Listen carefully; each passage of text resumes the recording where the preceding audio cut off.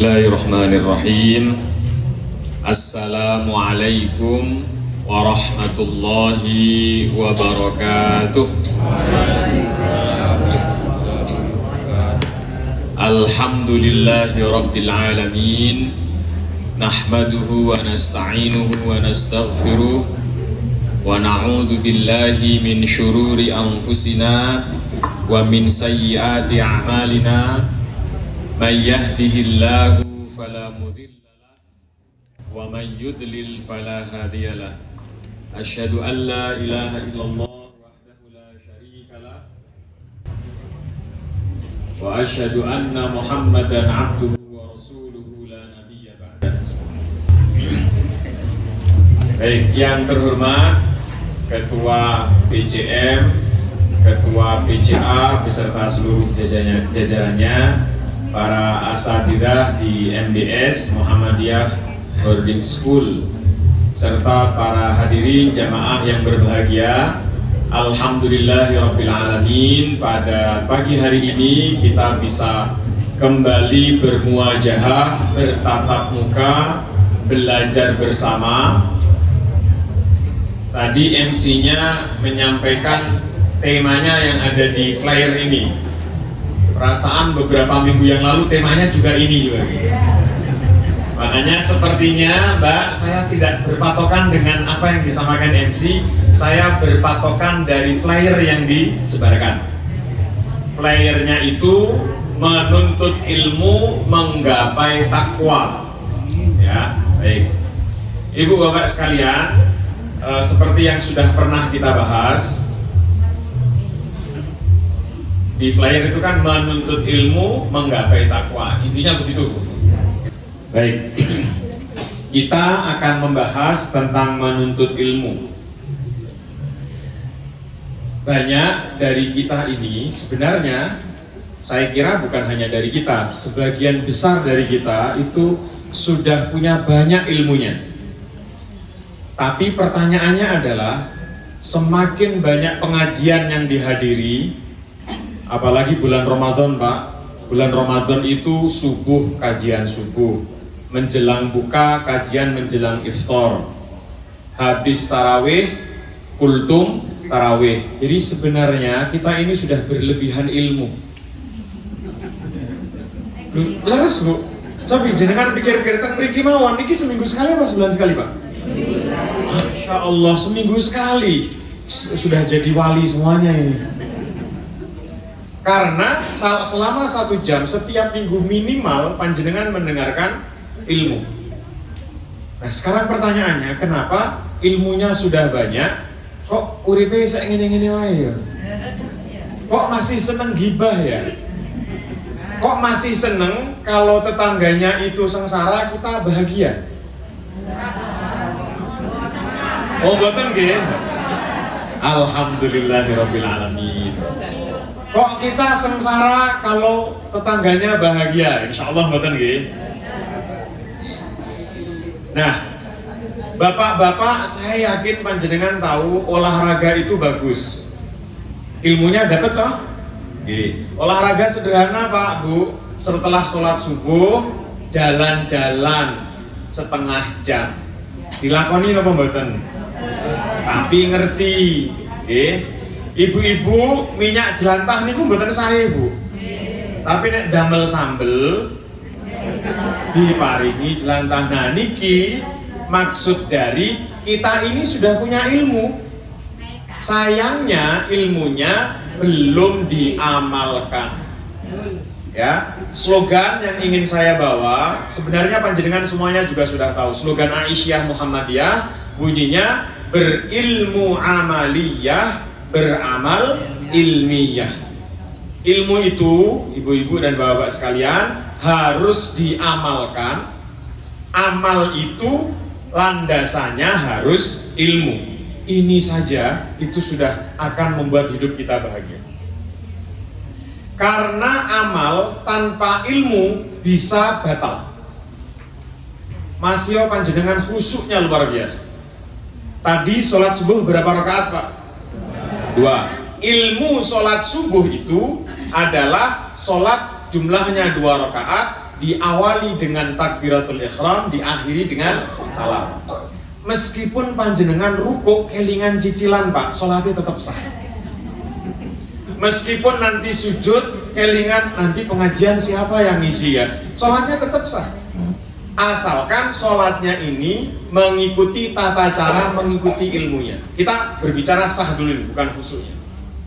Nah sekarang, kalau amaliyah sholat subuh panjenengan, khusyuknya luar biasa, rakaat pertama nangis berlinang air mata, tidak ingat apapun, hanya teringat kepada Allah Subhanahu wa Ta'ala, tetapi sholat subuhnya 5 rakaat. Sah nopo mboten?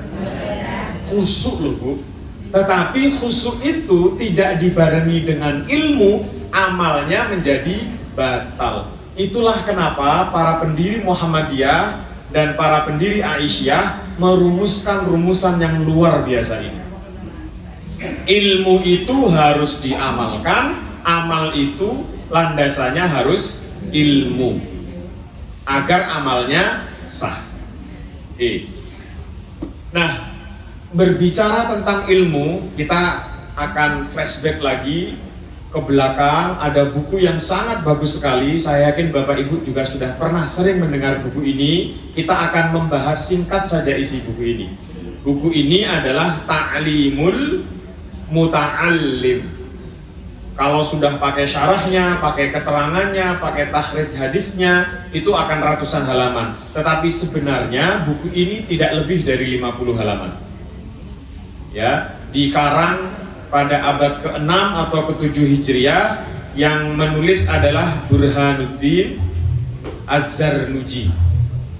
Nah, ini buku bagus sekali sebagai landasan bagaimana kita belajar, bagaimana kita beretika kepada guru, kepada teman, kepada ilmu. Nanti kita akan bahas. Memang ada beberapa istilah, ada beberapa pembahasan yang kalau kita kontekstualisasikan dengan zaman ini sudah tidak nyambung Bapak Ibu. Jadi dalam belajar itu hindari makanan A, B, C, D, E.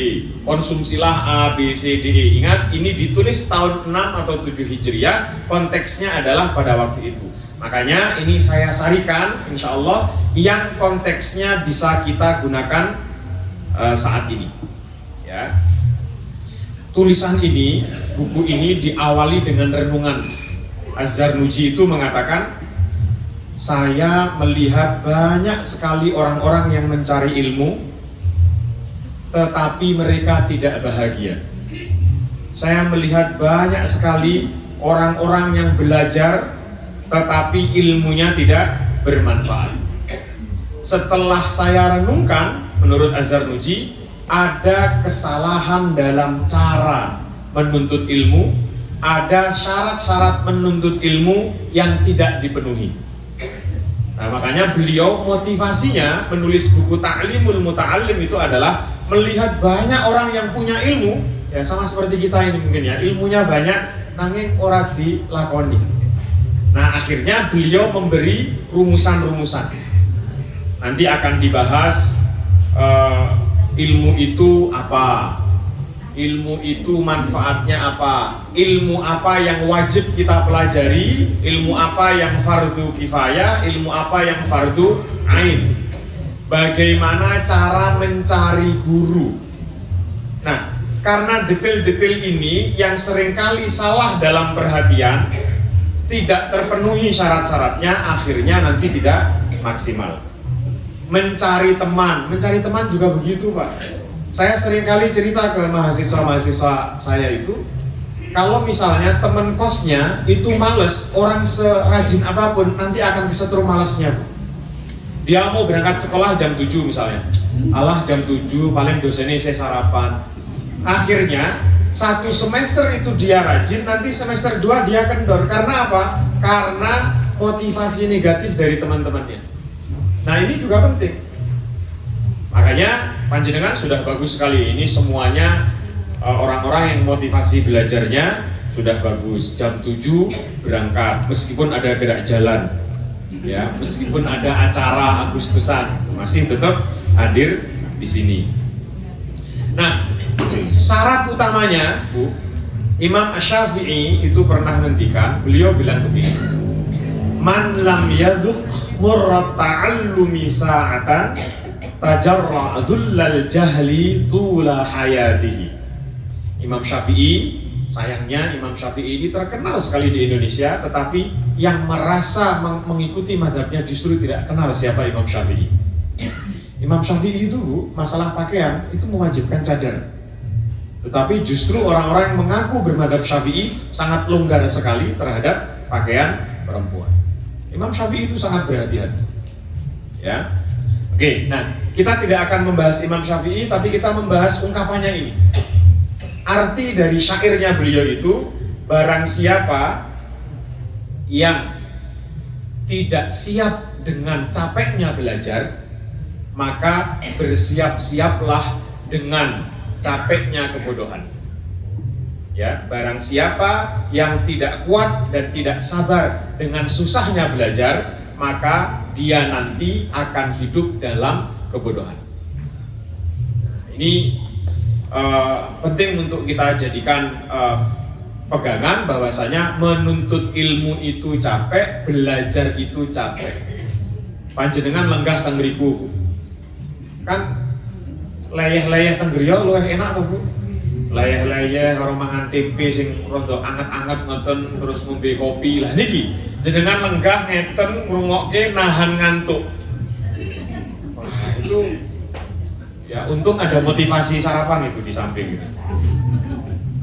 Nah, jadi itu ya, belajar itu butuh kesabaran, butuh proses. Contoh lagi, kula niki dibanding kalih panjenengan umurnya saya lebih muda. Saya lebih kecil. Pengalaman saya tidak sebanyak pengalaman panjenengan. Kok sudah error lagi Mas ini?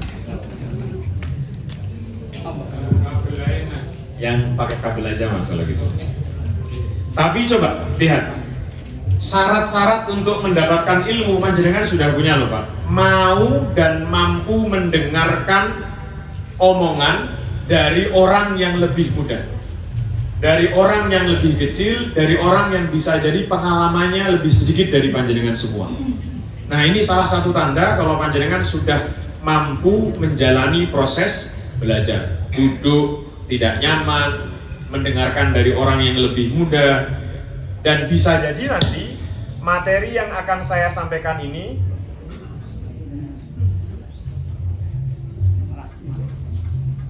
malah mati, Pak.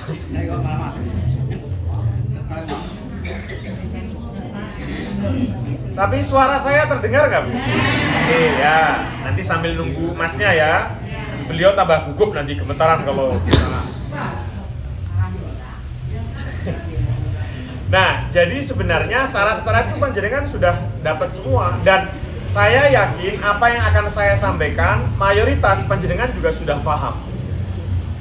Tapi menuntut ilmu itu adalah itu ya, kemampuan dia bersabar untuk mendengarkan. Bisa jadi itu sekian kalinya, tetapi nanti justru yang kesekian kali ini semoga bisa kita hayati dan kemudian kita amalkan.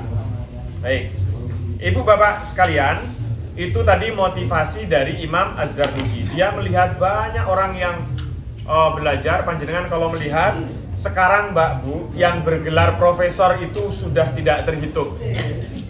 Di UMS itu mungkin ada 100-an yang sudah profesor. Di kampus kami, UIN, itu sudah 30 orang profesor. Ya, tulisannya banyak sekali. Di internet, di jurnal internasional. Tetapi pertanyaannya, tulisan-tulisannya itu dibaca bermanfaat untuk masyarakat atau tidak? Nah, nanti kita akan tahu itu. Kok ada banyak sekali oknum ya, saya mengatakan orang sudah doktor, contoh saya lah misalnya, saya sudah doktor tapi karo tonggo orang ngerti.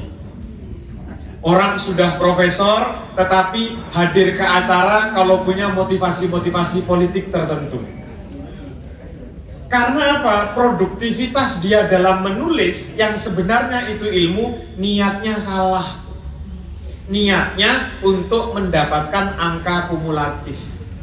niatnya agar pangkatnya naik, niatnya agar nilainya naik, gajinya juga naik, niatnya agar dia terkenal, niatnya agar apa? Agar nanti setiap kali ngisi honornya lebih besar. Nah, ini menyalahi kaidah-kaidah ilmu di dalam agama Islam. Makanya banyak orang yang memiliki ilmu, tetapi sayangnya ilmunya tidak bermanfaat. Dan ternyata fenomena ini juga sudah ada jauh hari di zamannya Imam Az-Zarnuji. Ya, ada ulama bajunya selalu rapi, selalu wangi, selalu di pinggir para penguasa, tetapi tidak bisa dirasakan kehadirannya oleh para masyarakat. Nah, ada yang seperti ini, dan itu ternyata sudah ada sejak dulu. Kita sedang tidak dalam posisi mengkritik siapapun, kita mengkritik diri kita sendiri. Semoga kita tidak masuk dalam golongan yang seperti itu. Ya. Jadi koleksi ilmunya banyak, kok hidupnya masih begini-begini saja. Teorinya siapa coba Bapak Ibu yang tidak paham apa itu sabar? Apa itu syukur? Apa itu qanaah? Ini tema-tema yang selalu dibahas setiap hari. Tetapi pertanyaannya, sudahkah kita bersyukur? Sudahkah kita bersabar? Sudahkah kita qanaah? Ini kita akan kesulitan menjawab sendiri. Kita ini sudah punya ilmunya, sama seperti ini Bu. Semua yang hadir di sini punya hati apa mboten? Digunakan apa tidak? Nah, itu pertanyaan yang harus dijawab betul-betul. Semuanya punya akal, punya akal. Tapi tidak semua orang yang punya akal menggunakan akalnya dengan baik. Oke? Dodone rosone senut. Akalnya tahu, periksa ke PKU. Tapi tekone nih Mbah, iki piye Mbah yo? Aku nangkuk gek disantet karo tonggoku. Loh. Akalnya mengatakan ini harus ke dokter, tetapi ternyata akal yang kita miliki belum sepenuhnya kita gunakan. Jadi Bapak Ibu, jangan berhenti di memiliki, tetapi marilah kita tanya lagi, untuk apa kita memiliki itu. Bapak Ibu, kita dititipi anak. Oke, semua punya anak. Tetapi pertanyaannya adalah, untuk apa kita punya anak?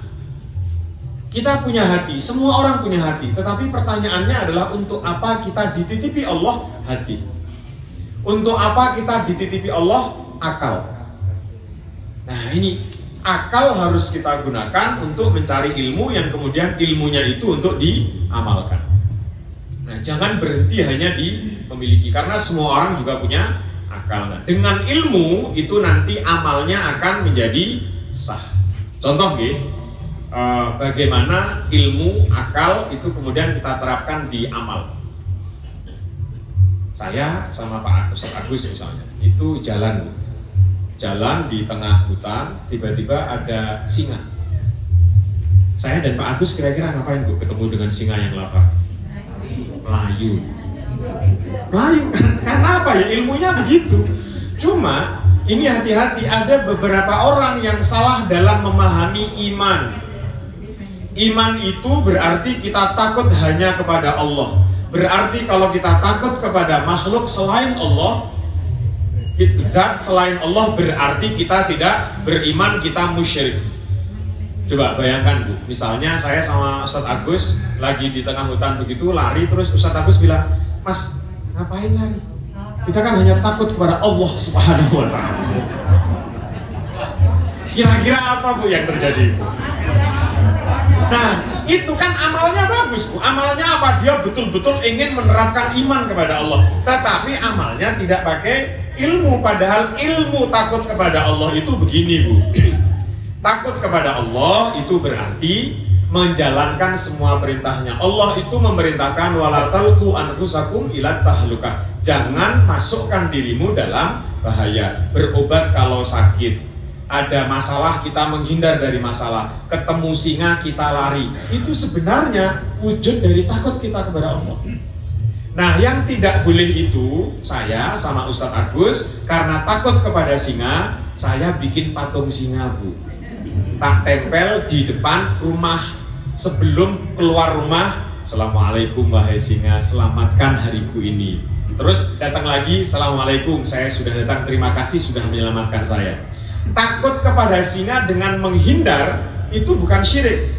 Tetapi ketika takutnya tanpa ilmu, bikin patung singa, taruh di depan rumah kita, itu namanya musyrik.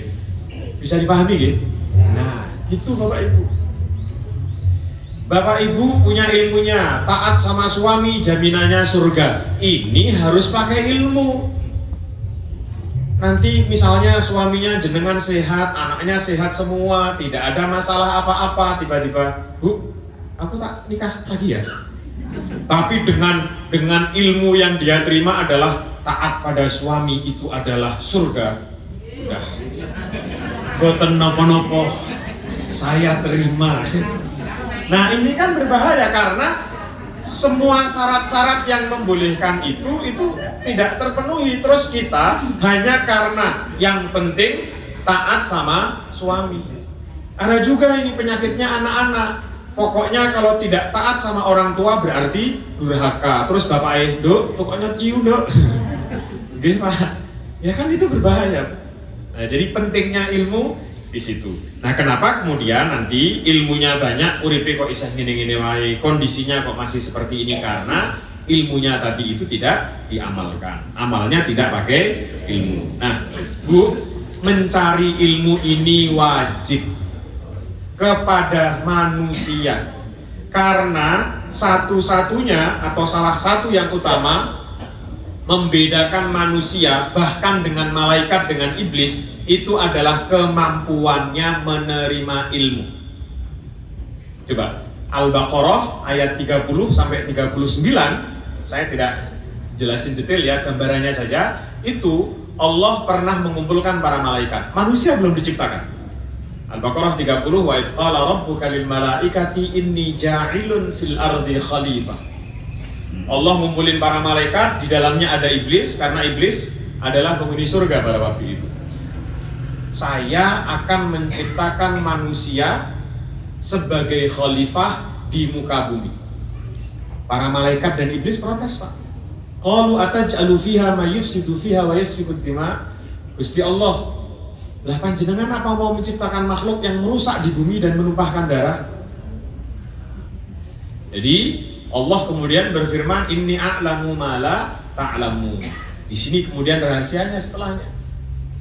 Jadi Bapak Ibu, Adam itu dan kita ini diciptakan itu untuk menjadi khalifah di bumi atau menjadi penghuni surga. Khalifah di bumi. Makanya nggak usah terpengaruh, ini karena ilmunya nggak sempurna. Jangan terpengaruh dengan akidah yang lain. Iki salahin Nabi Adam. Jajal umpomo Nabi Adam orang makan buah khuldi, kita sudah ciblon ning lautan ciu gitu Pak ya. Kan semuanya halal di surga. Coba ini kan salahnya Nabi Adam. Dan ini akidah bukan akidahnya muslim. Karena akidahnya muslim, Nabi Adam itu diciptakan untuk ke bumi. Belum ke bumi aja kan sudah wa idh qala rabbuka lil malaikati inni ja'ilun fil ardi khalifah. Nah, jadi Adam itu diciptakan untuk di bumi, Bapak. Di surga itu ngapain? Magang. Ngapain? Belajar ilmu. Malaikat, iblis juga di surga, tetapi mereka tidak bisa magang untuk ke bumi. Karena apa? Tidak punya potensi menerima ilmu. Ayat berikutnya kan wa'allama Adamal asma. Kemudian Allah mengajari Nabi Adam nama-nama. Nah, manusia itu mulianya karena punya kemampuan, punya kualifikasi untuk menerima ilmu pengetahuan. Malaikat betul sakit, Bu. Makanya nanti di akhir ketika Allah ingin membuktikan kepada para malaikat dan iblis bahwasanya kenapa Adam itu yang berhak dan layak untuk ke bumi, mereka dikumpulkan. Ambiuni bi asma'i haula in kuntum minas shadiqin. Malaikat, iblis, nek awakmu iku temen-temen bener mengkritik penciptaan Adam, silahkan sebutkan ini definisi dari anggur, cara nanamnya, bagaimana merawatnya, ini bentuknya apa, jenisnya apa, semuanya jelaskan dengan ilmu. Langsung mereka nggak bisa menjawab karena apa? Mereka tidak punya potensi ilmu. Binatang itu juga tidak punya potensi ilmu. Mereka hanya punya potensi habituasi, pembiasaan. Kalau panjenengan melihat topeng monyet, itu bukan karena mereka pinter, tapi karena mereka memiliki insting. Kalau diulang, akhirnya seperti itu. Nah, ada penelitian mengerikan sekali di tahun 70-an. Di Amerika itu, Bu, ada seorang peneliti tikus putih. Jadi di sebuah ruangan besar dikasih tikus putih dua. Dikasih tikus putih itu dua, semuanya makanannya disediakan semuanya. Mereka hidup damai, nyaman, semuanya terpenuhi. Terus bagaimana? Apa yang terjadi? Yang terjadi setelah itu overpopulation. Populasinya over sampai ratusan. Setelah kebanyakan, makanannya juga banyak, muncul penyakit-penyakit yang luar biasa itu. Ada homoseksual, tikus jantan dengan tikus jantan, ada kanibalisme, tikus membunuh tikus yang lain, sampai pada ujungnya tidak tersisa tikus sama sekali. Dan itu, Bu, diulang sampai 25 kali, ternyata sama persis seperti itu. Jadi binatang itu kalau diberi kelebihan, diberi kemudahan yang sangat mudah sekali, ujung-ujungnya nanti akan musnah. Coba kita kalau refleksikan ke diri kita, jangan-jangan kita juga mirip-mirip ke situ. Nah, kenapa kita mirip-mirip ke situ? Karena potensi yang kita gunakan adalah potensi hewaninya, bukan potensi akalnya. Karena hewan itu yang penting dia makan, seksnya terpenuhi, selesai. Kalau manusia kan tidak sampai di situ saja. Kita mencari uang, logikanya, Bu, ya, kalau pakai ketamaan hewani, kita mencari uang, uangnya banyak, terus ada orang miskin, kita kasih. Itu kan kalau pakai konsep hewan nggak nyambung. Loh, ngapain saya ngasih dia, dia nggak bekerja, saya yang capek, kenapa saya harus sedekah? Nah, manusia itu diberi akal, diberi ilmu untuk mencerna hal-hal yang seperti ini. Makanya kucing itu tidak punya empati dengan kucing yang lainnya. Mereka hanya punya insting. Jadi seolah-olah ilmu itu hanya habituasi, pembiasaan. Itu, Bu, ya. Jadi keistimewaan ilmu itu khusus untuk manusia dan hanya manusia yang mampu dan bisa menerima itu. Makanya kan setelah itu malaikat dan iblis disuruh sujud, tetapi iblis enggan untuk bersujud, untuk mengatakan aba wastakbar. Itu yang akhirnya kemudian Allah murka, iblis dikeluarkan dari neraka. Dan ceritanya sebagaimana yang panjenengan ketahui. Jadi dari Al-Baqarah itu apa pelajarannya? Nabi Adam diciptakan bukan untuk menghuni surga, tapi Nabi Adam, kita semuanya manusia, memang diciptakan agar kita berada di bumi untuk menjadi khalifah. Khalifah ini pun apa, Bu? Lah terus apa sih pemimpin? Kabeh pemimpin. Pemimpin diri sendiri. Nah, ini kan kalau kita hanya sekedar membaca, mendengarkan apa yang disampaikan oleh Ustadz tanpa kita menelaah tafsirnya. Pemimpin itu, Bapak Ibu, dalam bahasa Arab itu imam atau rois, malik. Khalifah itu artinya pengganti. Jadi khalifah itu pengganti. Makanya kenapa Abu Bakar itu disebut sebagai Khalifatu Rasulillah Sallallahu Alaihi Wasallam. Kalau khalifah artinya pemimpin, masa Abu Bakar pemimpinnya Nabi Muhammad? Betul. Khulafaur Rasyidun, 4 orang itu, Abu Bakar, Umar, Utsman, Ali, itu adalah pengganti Nabi Muhammad yang mulia. 4 pengganti Nabi Muhammad yang mulia. Jadi bukan pemimpinnya Nabi Muhammad. Khalifah itu artinya pengganti. Nah, ada beberapa tafsir yang mengatakan khalifah itu artinya pengganti peran Allah dalam menertibkan sunnatullah di bumi ini. Bumi itu akan baik kalau manusia berperan sebagai khalifah yang baik. Dan bumi akan rusak kalau kita mengkhianati peran khalifah kita. Bapak Ibu, kalau kita melihat manusia itu janjinya mirip-mirip kanker, Pak. Mirip kayak penyakit kanker. Datang ke sebuah tempat, awalnya sawah, subur, diuruk, jadi omah, terus nanti binatang-binatang hilang, habis, jadi tercemar, rusak, pindah lagi. Babat hutan, ngurusak, pindah lagi. Betul toh? Sekarang Bapak Ibu, sak jahat-jahatnya gajah, berapa pohon sawit yang dicabut gajah seumur hidupnya? Tapi manusia, Bu, berapa ribu hektar tanaman hutan yang digunduli. Hewan itu kuat, manusia tidak sekuat singa. Tetapi singa dahare kawit biyen nggih ngoten-ngoten mawon. Manusia walang dipangan, cacing dipangan, ayam dari jengger sak cekere dipangan semua. Semua dipangan.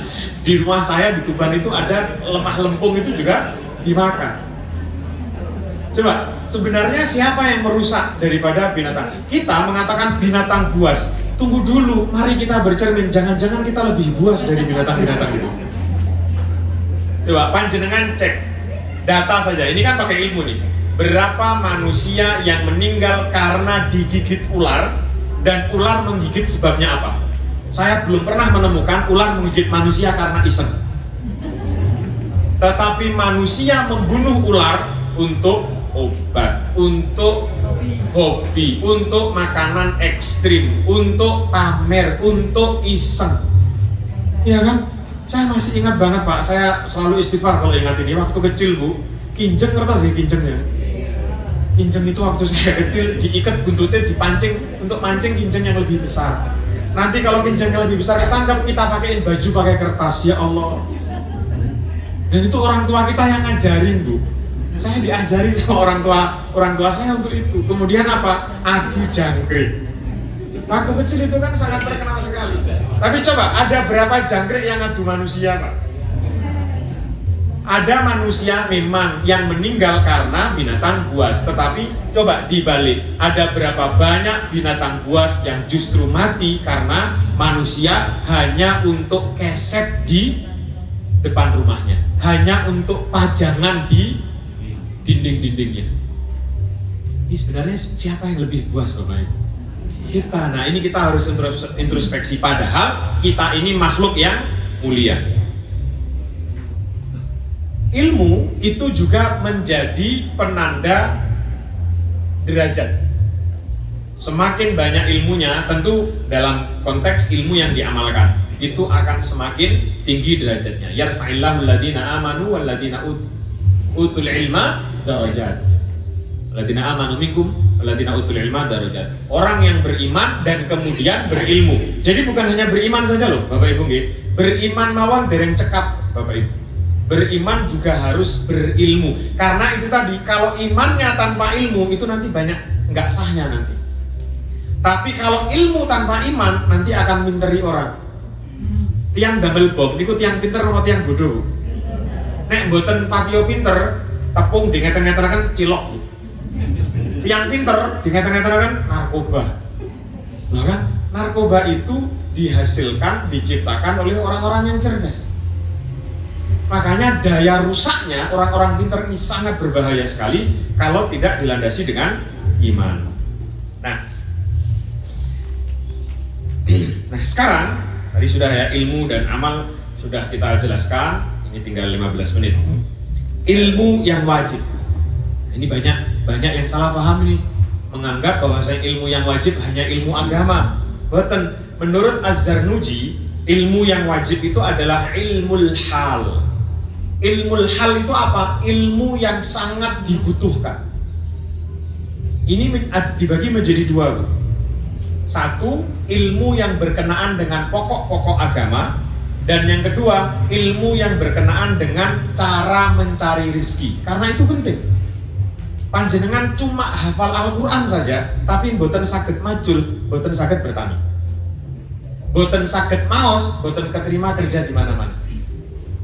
Jadi harus punya skill. Nah, ilmu yang wajib menurut Az-Zarnuji ini bukan hanya ilmu agama saja. Memang ilmu agama kita wajib, meskipun nanti dibagi-bagi. Ilmu agama yang wajib itu adalah ilmu agama yang memang kita butuhkan sehari-hari.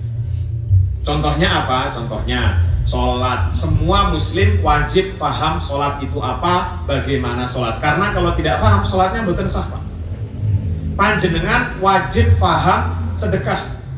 Nanti kalau mboten paham ilmunya sedekah, bojone tonggo disedekahi, melebihi sedekahnya istri. Ini kan berbahaya. Ya, jadi harus memahami ilmu-ilmu itu. Nah, kecuali nanti yang sudah sangat mendalam sekali. Apa itu? Bagaimana caranya berijtihad? Bagaimana kita mentarjih? Ini ada hadis 5, yang paling kuat yang mana? Niku mboten fardhu ain bagi kita. Itu hanya untuk sebagian orang yang memang memiliki kemampuan seperti itu. Kita wajib memahami rukun iman. Iman kepada Allah, malaikat, kitab, nabi, qadar, hari kiamat. Kita wajib meyakini itu. Tetapi detailnya, Allah itu piro toh? Siji. Oke, nek siji Allah di mana? Allah itu sekarang ngapain? Nah, pemikiran-pemikiran, pembahasan-pembahasan yang detail sekiranya itu tidak begitu penting untuk orang awam, ya itu khusus untuk orang-orang yang fokus pada ilmu-ilmu agama. Tetapi ilmu yang wajib itu dua itu nggih, ilmul hal, ilmu dasar-dasar agama dan ilmu dasar-dasar kasbul ma'isah, mencari rezeki. Jadi belajar di teknik itu menjadi wajib nanti. Belajar di kesehatan itu menjadi wajib, meskipun tidak wajib bagi semua. Karena kalau semuanya belajar di teknik, nanti kalau tukang teknik ini sakit, siapa yang ngobatin, Pak? Kalau semuanya jadi dokter, siapa yang bangun rumah sakitnya, Pak? Nah, okay. Jadi itu ilmu wajib itu dibagi menjadi dua itu. Nah, kemudian Bapak Ibu, ilmu itu ini konsep luar biasa dalam Islam. Ilmu ini kan anugerah. Kalau konsep barat itu ya ilmu harus difahami, ilmu harus mudeng, ilmu harus dimanfaatkan sesuai dengan kebutuhan manusia. Tetapi dalam Islam ilmu itu anugerah. Makanya Imam Syafi'i kan di nisannya ditulis wa nurul ilmi la yuhda li asin syakautu ila waqi'in su'a hifzi fa arsyadani ila tarkil ma'asi fa akhbarani bi anna al-ilma nurun wa nurullahi la yuhda li asin. Jadi Imam Syafi'i itu mengeluh, mengadu kepada gurunya, mazhabnya Hanafi, namanya Waqi. Beliau mengatakan, aku kok susah ya menghafalkan. Kemudian gurunya mengatakan, fa'arsyadani ila tarkil ma'asi, tinggalkanlah maksiat.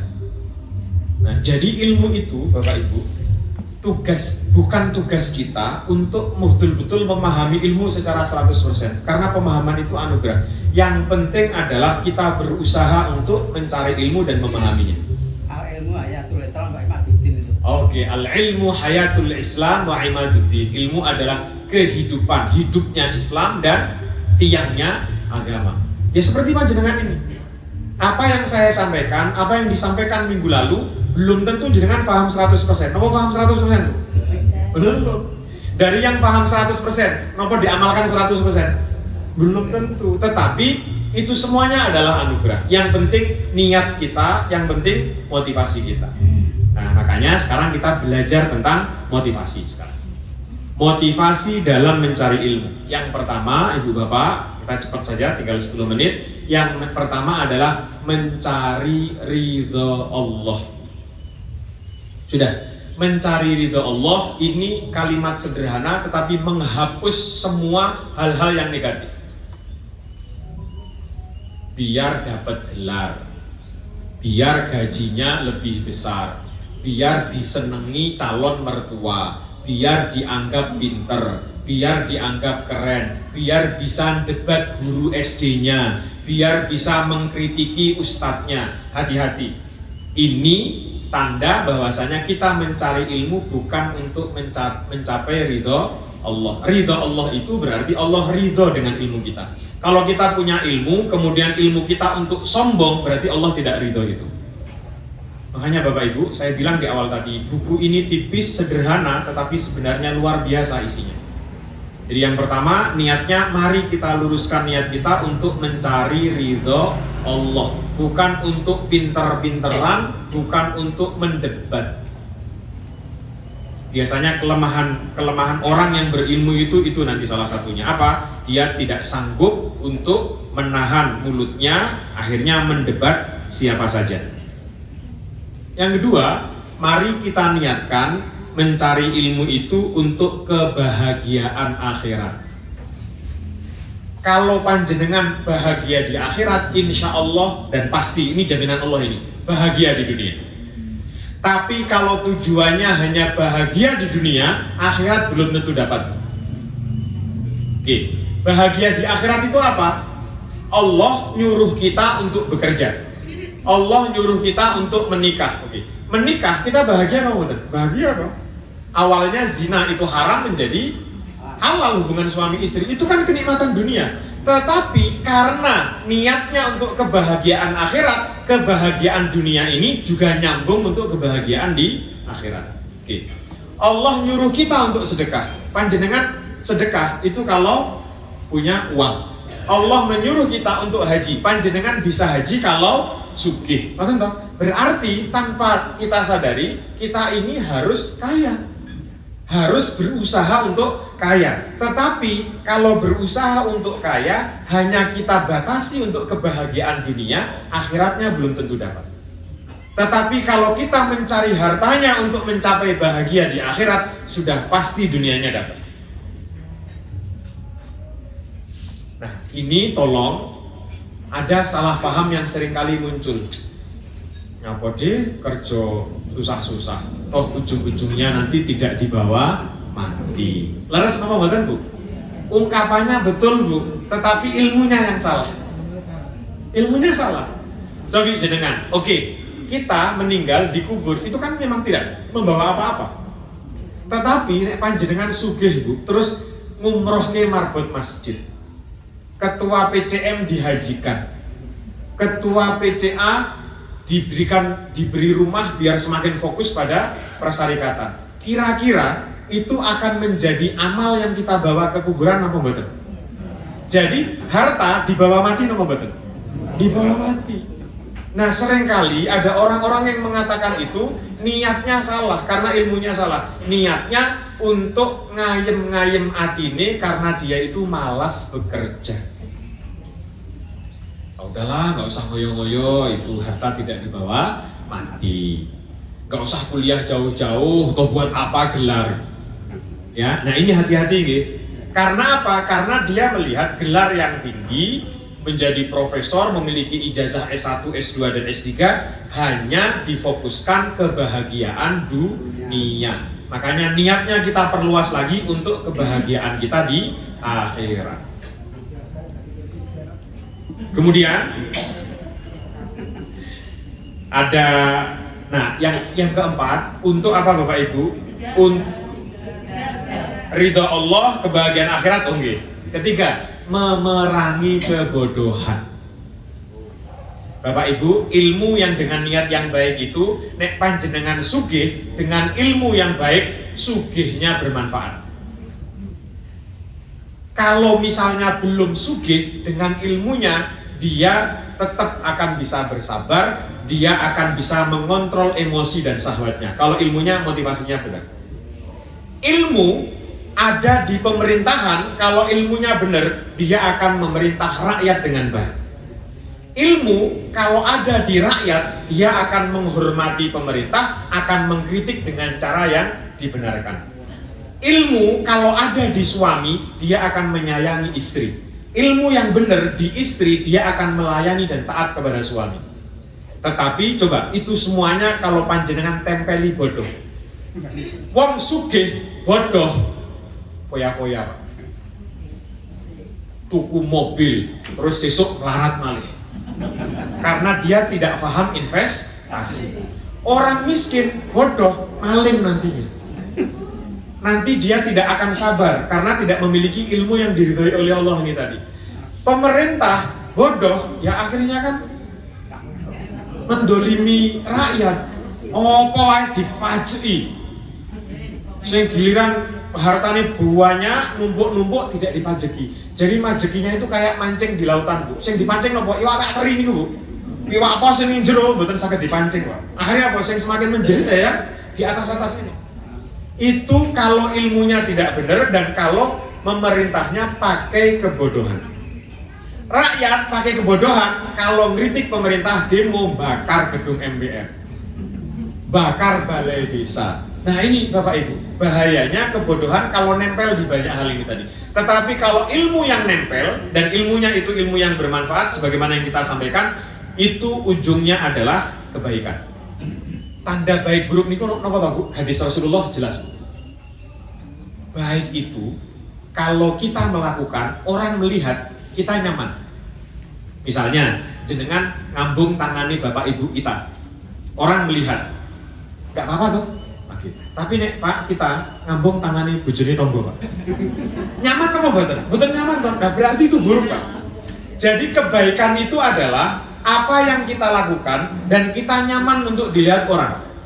Makanya coba panjenengan lihat anak-anak muda remaja sekarang yang pacaran harus ke semak belukar pacarannya, harus ke kebun belakang sekolah. Itu kan sebenarnya mereka paham itu buruk. Kenapa? Karena mereka menyembunyikan. Coba deh, ada nggak Bapak Ibu orang yang belum menikah, pacaran itu terus peluk-pelukan, cium-ciuman di depan Bapak Ibunya berani? Betul itu Pak? Mesti sembunyi-sembunyi. Karena apa? Karena mereka tidak nyaman melakukan itu dilihat oleh orang lain. Hadis Rasulullah jelas sekali itu. Mahaka fi sadrika wa karihta ayat toli'a alaihin nas. Ya, kalau albirru jelas husnul khuluq, kebaikan itu, ya, baik itu adalah akhlak yang mulia. Dosa, keburukan itu adalah apa yang kamu lakukan dan kamu tidak nyaman dilihat orang. Nah, sekarang yang itu dosa. Nah, sekarang Bapak Ibu, yang jadi masalah itu ada orang yang justru sekarang nyaman melakukan dosa. Itu definisi ini sudah perlu kita revisi lagi tuh. Ada banyak mahasiswa saya Bu, tempel-tempelan pipi karo cowoknya itu di profil WA. Bahkan naudzubillah, jangan sampai panjenengan ya, anaknya fokus kuliah itu setiap kali pulang, mbok kowe iki pacaran to, Nduk. Enten nama mboten Bu? Enten, hati-hati loh niki. Loh memang itu niatnya bagus, ya Allah jangan sampai anak saya jomblo, bagus Bu. Tetapi itu tadi ya, karena tidak dibarengi dengan ilmu yang baik, akhirnya justru malah menjerumuskan. Anaknya wis apik-apik ora pacaran, sinau, kuliah rajin. Lah kok boleh-boleh, mbok kowe pacaran tak kenal karo anaknya Pak RT. Ini kan dalam? Nah, beda karo liyane karena tidak punya prinsip hidup. Kenapa tidak punya prinsip hidup? Tidak punya landasan ilmu yang baik. Tadi 3G, memerangi kebodohan. Yang keempat, mengembangkan agama Islam. Bapak Ibu, kita tidak bisa memaksa non-muslim baca Al-Quran. Kita tidak bisa memaksa orang ateis membaca Al-Quran. Tetapi kita bisa menampakkan ajaran Al-Quran dari perilaku kita. Kita misalnya diskusi sama teman non-muslim, terus mengatakan, kok Islam itu orangnya kumuh-kumuh ya? Terus dengan mengatakan, enggak, yang benar itu Islam itu baik. Karena apa? An-nadhafatu minal iman. Loh mereka apa mau Bu? Orang non-muslim tidak membaca Al-Quran. Yang mereka baca adalah Pak Agus, yang mereka baca adalah Hamdan, yang mereka baca adalah panjenengan. Dengan memahami agama, dengan memahami ilmu, sebenarnya kita sedang mengembangkan, kita sedang menjaga agama kita. Ngerti nggih? Sudah jam 8 ternyata Bu. Terus di niat ini tolong hindari 3 hal. Ini niat aja dulu deh. Yang pertama, tolong tinggalkan motivasi untuk ingin dikenal. Pinter dikenal itu efek mawon Pak.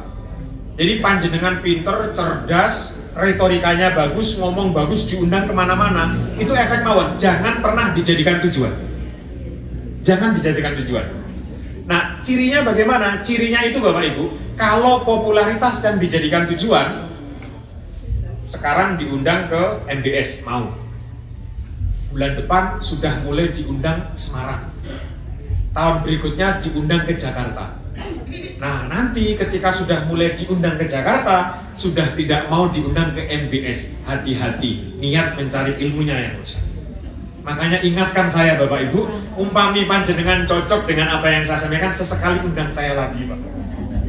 Nanti kalau saya kok nolak, itu berarti niat saya dalam berdakwah, niat saya dalam ceramah dipertanyakan, dan jenengan tolong ingatkan saya. Ini Mas Hamdan mentang-mentang sudah ke Jakarta, sudah ke Semarang, ke MBS tidak mau lagi. Tapi kalau saya menolak itu memang karena ada udzur, Ustaz Agus ya, pernah diundang, ada udzur memang. Kemudian yang kedua, tolong hindari hanya untuk mencari kenikmatan dunia. Dan yang ketiga, hindari untuk menjilat. Menjilat itu maksudnya biar dijadikan penasihat, biar dijadikan tangan kanan, biar dijadikan staf ahli, biar dijadikan komisaris gitu ya. Sekarang komisaris nggak perlu ilmu Pak. Komisaris penting orang duwe isin pun sakit.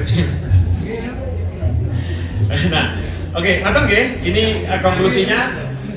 Niat itu 4, ridha Allah, kebahagiaan akhirat, kemudian membasmi kebodohan, kemudian menyebarkan Islam, kita sebagai representasi Islam, dan menghindari 3 hal. Menghindari mencari popularitas, menghindari hanya mencari kenikmatan dunia, dan menghindari hanya untuk dekat dengan penguasa. Aku qauli hadza billahi fisabilil haqq fastabiqul khairat. Mohon maaf sudah lebih dari 5 menit, semoga ada manfaatnya. Mohon maaf bila ada salah kata. Assalamualaikum warahmatullahi wabarakatuh.